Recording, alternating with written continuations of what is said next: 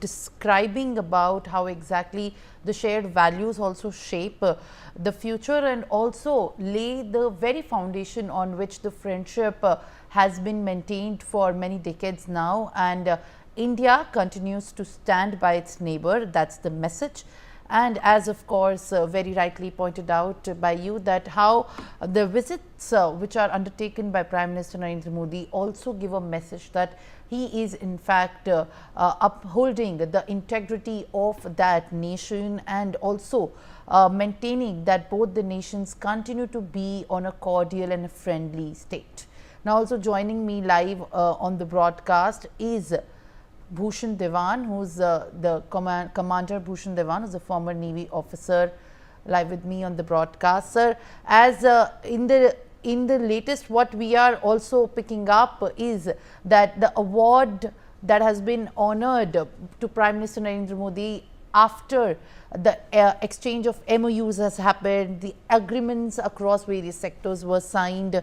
Mitra Vibhushna Award has been given to Prime Minister Narendra Modi, and this is not just the first highest honor or the highest civilian order award that has been accorded to him, because there have been many international tours and visits where the heads of the nation and the states have awarded him these prestigious awards. But when we talk about such nations, what is that comes to your mind as a message it stands to give across the world when the head of a state visits and he is accorded with such high prestige and respect in regards with the kind of also the relationship that has been maintained?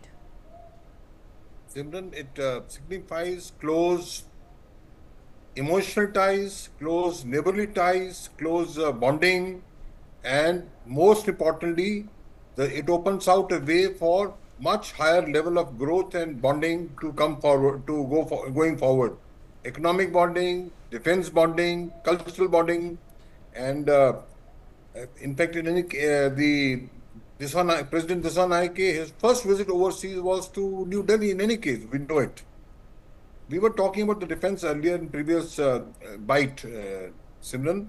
I just want to share with you two things that we all know. You know, IKPF, IPKF, Indian Peacekeeping Force, had to go to Sri Lanka to help to aid Sri Lanka in fighting the LTT menace. Well, that was done. And Jaffna was to break away from Sri Lanka. That was prevented.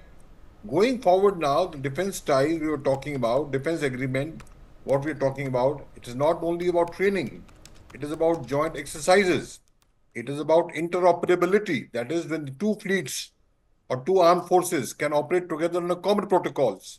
And also it is exchange of defense equipment, hardware and software, and as well as systems.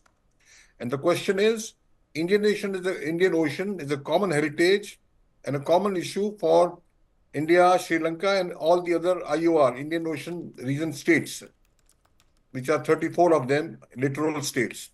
And I'm sure Sri Lanka realizes this, India realizes this, and will come forward very, very actively on this. There was one more irritant I want to mention. The irritant is about, off and on, the Indian fishermen, our boats, their boats are being captured by Sri Lankan Navy. A lot of it is misunderstanding. A lot of it is because of unclear accords. Now, there is a Kachativu Island. It is in the Park Strait. It is 40 kilometers northeast of Rameshwaram. In this island, it's an island traditional fishing ground.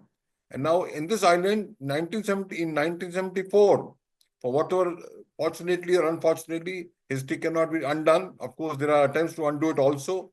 That this island I'd like to in fact also point out the fact, and thank you very much for giving us your time and also adding more information at this point of time. My colleague Megha Sharma is joining me live from Colombo, where